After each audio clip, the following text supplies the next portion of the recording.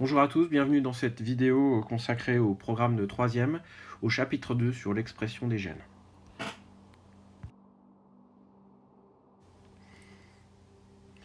Nous sommes dans le grand 2 du chapitre 2, qui s'intitule « Les règles de l'expression des gènes pour réaliser le phénotype d'un être vivant ». Petit 1, les différentes formes d'un même gène. Exemple, la couleur de la peau des axolotes.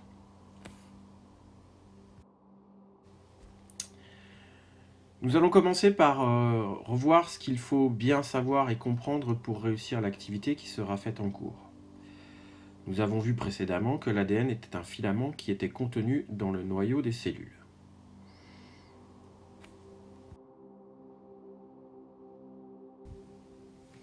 Avant la division cellulaire, le filament d'ADN s'enroule en chromosomes. Les chromosomes possèdent des gènes qui codent pour des caractères. Une même paire de chromosomes homologues possède les mêmes gènes à la même place.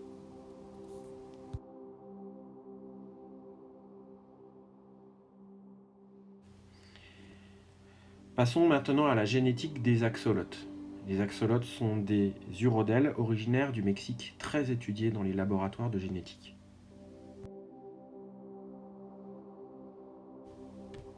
Un axolote possède 14 paires de chromosomes homologues.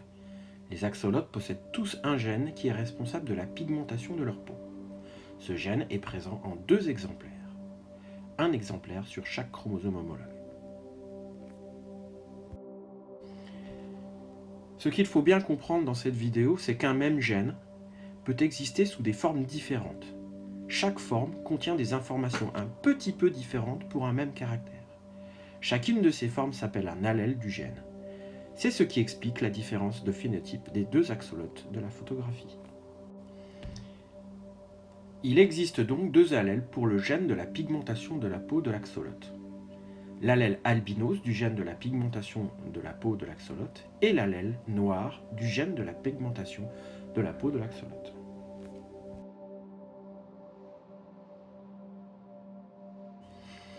Ainsi, si on dessine les chromosomes porteurs des gènes de la pigmentation de la peau, on retrouve chez l'individu noir 2 allèles noirs et on retrouve chez l'individu albinos 2 allèles albinos.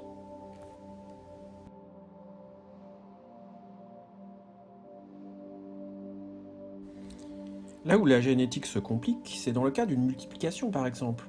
Imaginons que notre individu noir tombe éperdument amoureux de notre individu albinos. Il décide d'avoir un petit, l'individu noir donne son allèle noir et l'individu albinos donne son allèle albinos.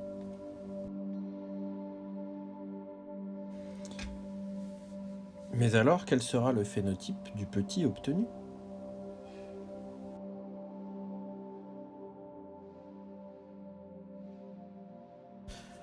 Le phénotype de cet individu est toujours noir. On peut donc en conclure qu'un seul des 2 allèles s'est exprimé. On parle de l'allèle dominant. L'allèle noir est donc l'allèle dominant. C'est lui qui donne le phénotype de l'individu.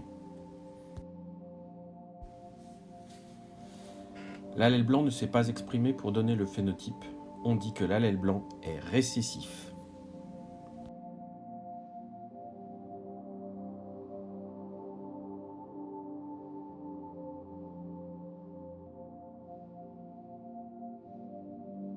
Dans la nature, on trouve 3 cas différents. Les axolotes qui ont les 2 allèles noirs, et donc qui sont de phénotype noir, des axolotes qui ont les 2 allèles albinos et qui sont donc de phénotype albinos, et des axolotes qui ont un allèle noir et un allèle albinos.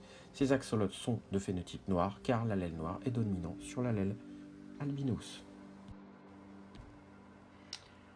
Alors, avez-vous compris ? Eh bien maintenant, à votre tour de travailler.